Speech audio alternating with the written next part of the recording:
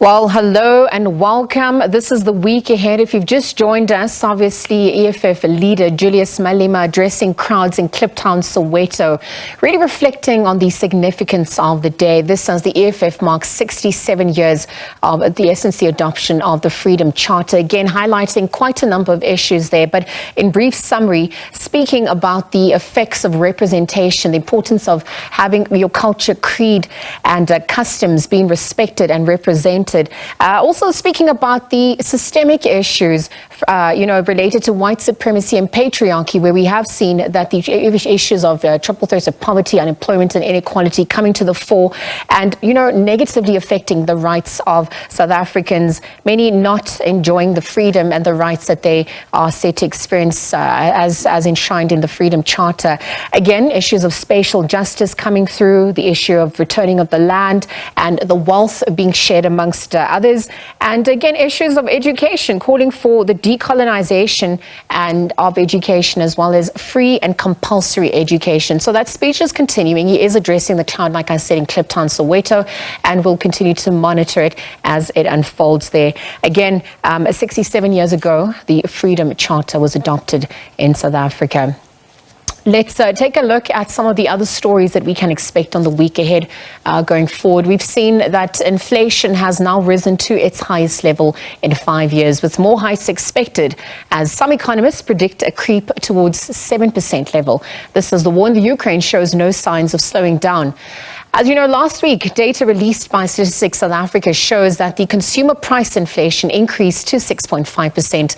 That was last month. It was up from 5.9% in April. So the main driver of inflation in South Africa has come from higher food and fuel prices, of which the petrol price is now also set to increase by the 6th of July as well. So, however, as inflation has been on the rise globally due to this Russian invasion of the Ukraine and subsequent sanctions imposed on Moscow in retaliation, this latest figure has also broken through the Reserve Bank's 3 to 6% target band. But I'm no analyst. Annelien van der Poel, Chief Business Development Officer, is going to be joining us for a look at the week ahead, perhaps also the month of July, what it has in store. Annelien, good afternoon. Thank you for joining us here on the SABC. Good afternoon, and thank you so much for having me. Before we look at the predictions for July, we're obviously seeing that for the first time in 5 years, South Africa's inflation rising above the central bank's target range of, it's now sitting at 6.5%. Was this unexpected? Not at all. No, I think it was inevitable. Reserve Bank has done everything it possibly could to try and keep it within the bounds that, that 3 to 6% band. But these are factors completely beyond the control of the Reserve Bank. And we just have to look to Europe, to the United States, to see that they're sitting with exactly the same. They're having to increase the interest rates for consumer borrowing. It's a global problem right now, so it's not unexpected at all. Well, if we're looking at the contributing factors, I mentioned a few, but maybe you could contextualize it for us. So the U.S. Federal Reserve's decision to hike their interest rates by 75 basis points on Thursday, the 16th of June, I think also reinforces the likelihood of higher rates in South Africa to come. Absolutely. They actually increased the interest rates by, in a single session higher than what we did. So it's very much a global problem, but we have other factors in South Africa, obviously beyond what the rest of the world might have, or our degree might be a little bit worse, because, we've got our massive rising electricity costs that keep going up, and obviously the instability of the supply around that. Then we've also got our fuel prices, which have gone up exponentially. We know it's been more than 40% that it's increased year on year. And then we have unemployment. Our unemployment rate may have come down, but it's still sitting at record high levels. Each of these, contributes to how we as a country experience and consumers experience the rising cost of living, and how much it's worsened by factors beyond our control. So we look at, for example, the external factors. The first one that will always jump to mind is the current conflict in Ukraine and Russia, because of, the food instability, the scares around that. We've seen this in this past week or two, the impact of, supplies being blocked and the repercussions and risks thereof. So there's a lot of factors, from all sides currently affecting, and us in South Africa specifically, as consumers are really feeling it. Yeah, I mean, as you mentioned, micro and macroeconomics coming into play here. But when we're looking at the rate of how do I say this, policy makers at large, and perhaps, raising borrowing costs by a big margin as a result of what's happening in the Ukraine and the invasion of Russia in the Ukraine, what's impact is this going to have, particularly for consumers? How do they begin to mitigate against some of these effects? Because at the end of the day, it's the most vulnerable and poor who are suffering mostly at this point. Absolutely. I mean, if you look at a person's budget, we all have certain items which we all have to incur. And for some of us, it makes a larger portion of our budget than it does for others. And the reality is when these items become exponentially higher, if you are sitting in a middle income or lower income, household income budget, those life expenses that increase has a much bigger impact than somebody who might be sitting in a higher income, where they'll feel it, but not as much as those in the lower or middle income brackets. So the reality is we can very much anticipate right now that there will be more interest rate hikes. It's almost inevitable as we stand right now with the factors that we're looking at. What we need to do now is curb our borrowing, first and foremost. If we still are in a position where we are having to incur credit for whatever, we really need to think very carefully. If you are thinking of new debt, think specifically that if interest rate increases occur, it's not just going to affect your new debt, it's going to affect all the debt that you have. So go and do the math. There's a lot of online calculators that you can use to say, if I borrow this at this interest rate, etc., how would it affect my budget? But start by that before you even start looking at new debt, because you now have to, if you are incurring any form of debt, look at any interest rate changes. And I would almost say go as bold as 1% interest rate increase so that you can truly see what this is going to do to your budget. Don't spend to your maximum. Make sure that you've got space in your budget where you can still afford a couple of living expense increases, because it's very likely that it would still happen, not just the debt. And very simple things that we could still do in our own personal lives. Before we go shopping, plan, because it's the one thing that's still to a degree in our control, is making sure that we do proper planning and don't end up in a shop buying things we don't need or didn't know what the prices were, etc. There's still some things we can do, but it's taking a lot of vigilance and dedication from us as consumers now. Annaline, I want to thank you very much for your time once again here on the SABC. Annaline van der Poel, Chief Business Development Officer, giving us an update on what we can expect for the month of July. I mean, this is some of the factors we saw that just last week, the highest level of inflation rate risen to 6.5%, obviously having a direct impact on consumers. We await to see what the month of July holds for us. On to other news now. We've seen that the death toll from an alleged stampede incident at the Enyobeni Tavern at Scenery Park, this is in the Eastern Cape Province, has now risen to 20. Becky Cele, Police Minister, is addressing those in attendance. Let's cross to live and hear what he has to say.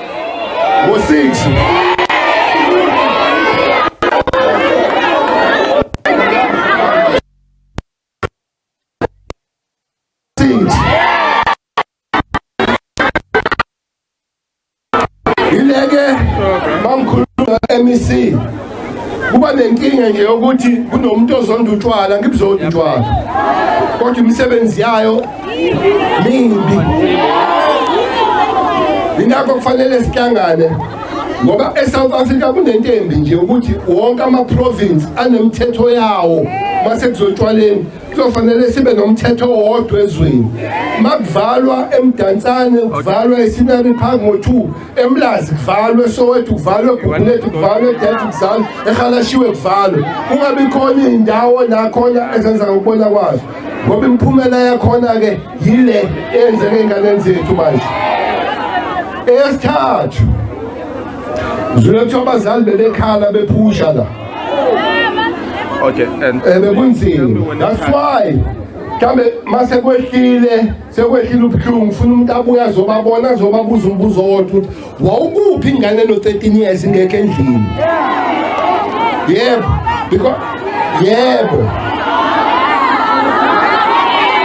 because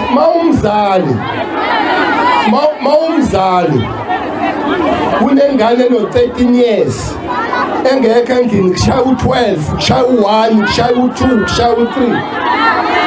Yabona? uyabona mina ngicela lalelani phela lalelani angizili ukuthi sizonesana la angizili ukuthi ngothandwa yinina la angizili ukuthi ngizokhuluma into engifuna ukuyizwa la mangafuna ukuyizwa that's okay but into engikhulumayo mina umthetho nokuthi nabazali bane-responsibility a 13-year-old ingekho endlini ulele uthiphi bese uvuka ekuseni uzoyifuna I stay with my boy ose-university eCape Town ubuya ngo-11 tongue sahlala phansi use-university sahlala phansi kanti my boy you don't come after 11 endlini he's in university because as umzali ngine-responsibility so lama-responsibility lawa ningawasusi kubantu abafanele ukuba onesikano amaphoyisa nawo azongitshela nje ukuthi enzeni wona ngiyabona siya-investigate manje and all that azongitshela kodwa amaphoyisa kuzofanele athathe i-campaign asibhekele amanye amashiphu afana nalawo ngoba angisondelanga ngingenanga lelishiphu ngoba lise-crime scene lisa-investigatwa angifuni-ke ukuzobekwa icala lokuthi ngingene nganyomfa i-crime scene kodwa kunezinto nje ezifanele ukubuzwa kuyona ukuthi yishiphu enjani lelo kodwa ngoba mawungene mhlangana khona nonke nizonyathelana yingakho-ke lezi ngane zife kanje sifele phezulu zafela phansi zafela emotweni zafela ebhedlela yingakho silethe ngaphandle kwethimba lethu elikhona la silethe elisebefikile commission they arrived. We have brought a special team from Pretoria with forensic elizosibhekela ngoba kuqale kwathi istampede kusho ukuthi banyathelana kodwa ngokubuka kwezinto akho kunyathelana angifuni ukusho ukuthi kwenze njani ngize ngitshelwe yilabo abazobe behlola that's why we brought a top team that is here is top they are doing the work but staff basize kwenzela ukuthi makupoison makuyini bakwazi ukuthola abatshela kodwa national commission provincial commission kuzofanele sibuye siyivakashelele ndawo siwavakashela nje amashiphu singezi masebulela ingane zethu size nje saphila sizobheka ukuthi imithetho iyagcinwa yini but my call is on us as the police to make sure ukuthi umthetho uyagcinwa. The call is on the government, especially the liquor board. The call is on the government, especially on municipality. Ukuthi banikeza amashiphi angezudala into enje. The call is on the parents to see that their kids are kept well. The call is on the community to say we can't allow our kids to die. Allow us to go to the mortuary, see the kids, see the parents, and take it from there. But we'll definitely come back here to cry together with you when the situation is ehlile. Siyabonga kakhulu. Siyabulela ke nakuva umasipala uminister kodwa uthembisile into bakuyabulwa. Enkosi kakhulu bahlala ekseni apha ude kubele ixesha siyabulela.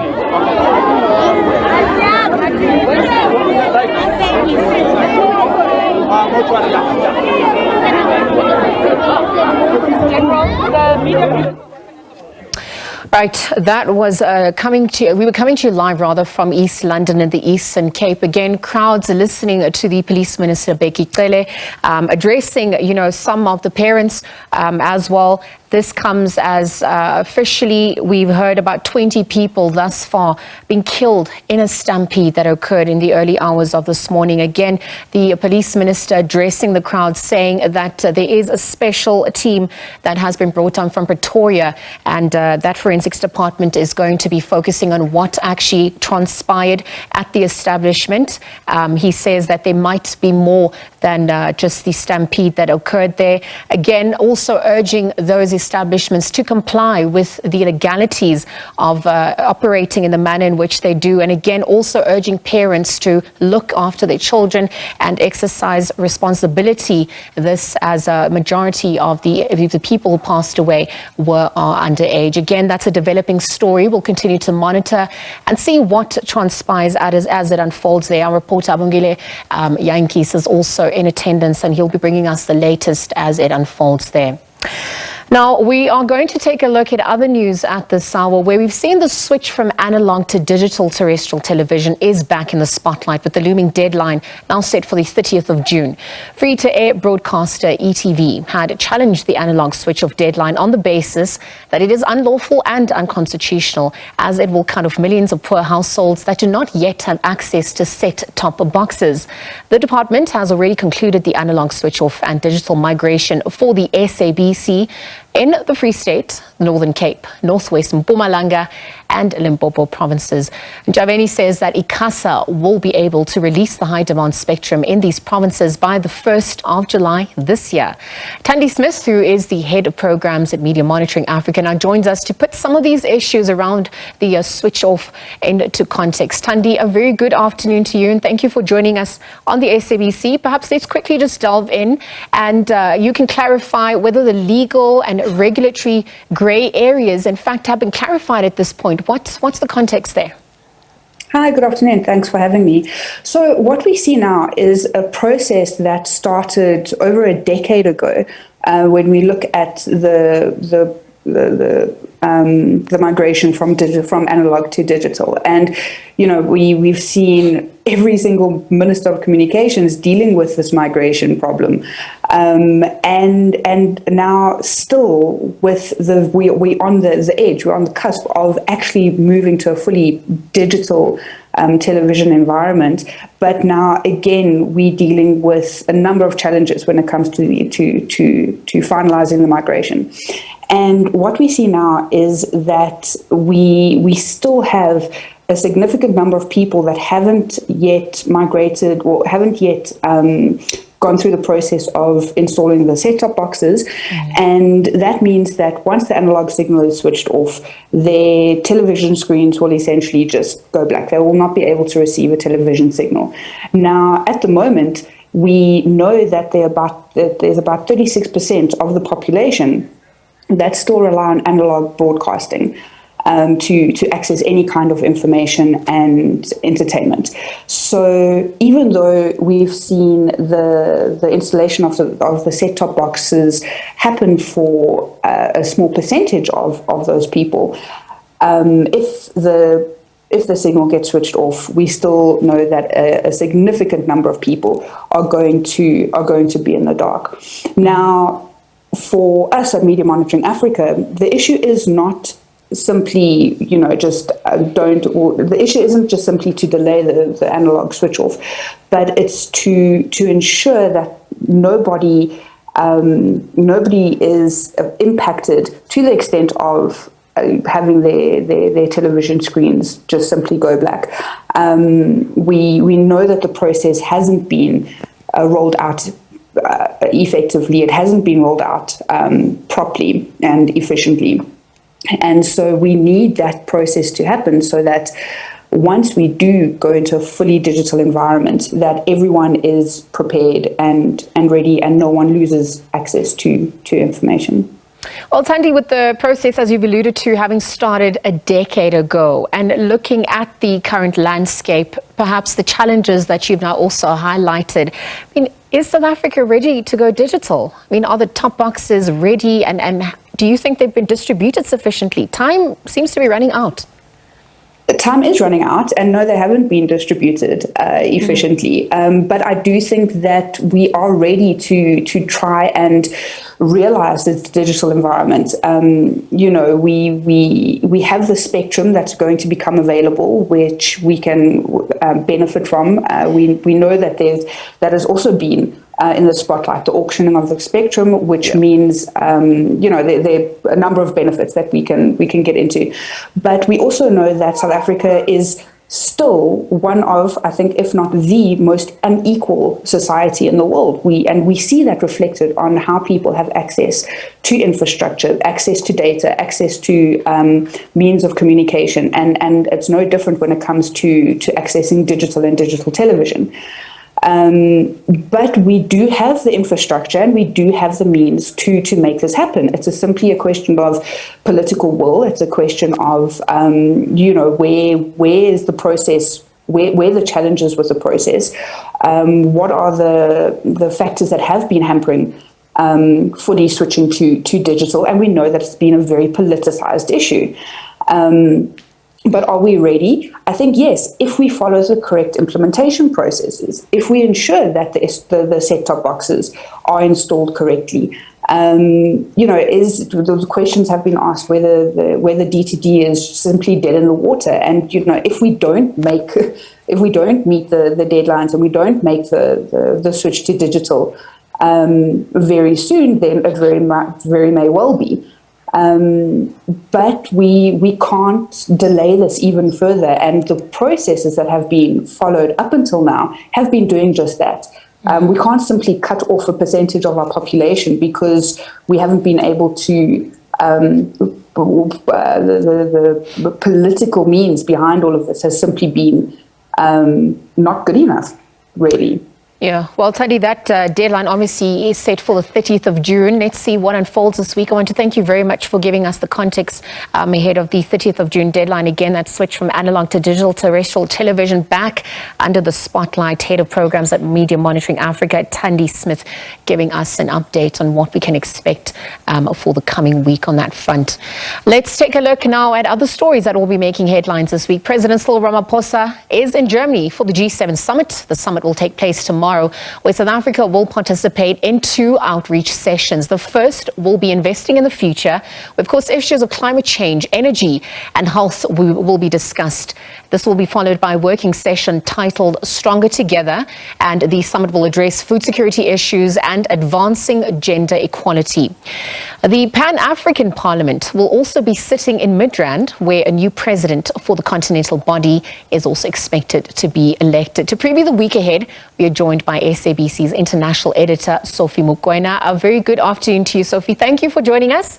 It seems like it's a busy front for the week on the international desk. I mean, within the context of G7, what fruits do we see emerging and yielding for South Africa as a member of the global community? Well, I think this is a very important summit. You know that it comes on the backdrop of the leaders of BRICS who met virtually, and they were discussing similar issues in terms of how do you deal with the re-emerging power bloc in terms of economic blocks. You know that as we speak right now, the powerful group is the G7. And therefore, during this difficult time, particularly brought by COVID-19 and the current war in Ukraine, you have to re-look at the relationship in terms of these big multilateral organizations and the groups around the world. And we know that one issue that they are going to deliberate on is continued sanctions against Russia, and therefore it does affect us as South Africa. Secondly, the issue of supply of coal.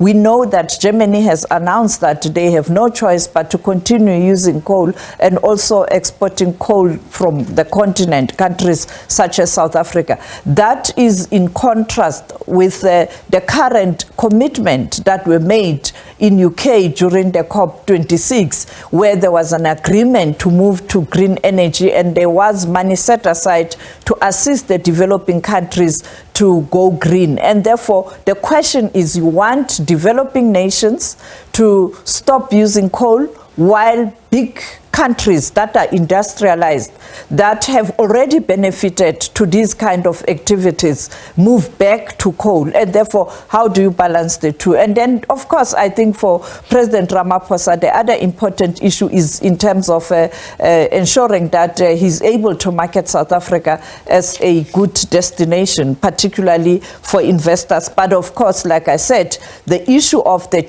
just transition is going to be a thorny one. And I think behind the scenes with the bilateral talks with leaders, he will have to explain South Africa's position in relation to what's happening in Ukraine, particularly South Africa taking a neutral stand, but also continuing the relationship with Russia.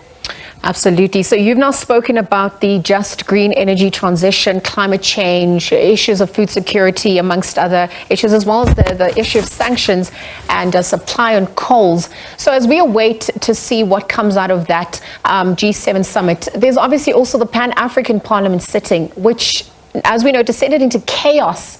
And I wonder if you could take us through some of the issues that will be confronting the parliamentarians this time around.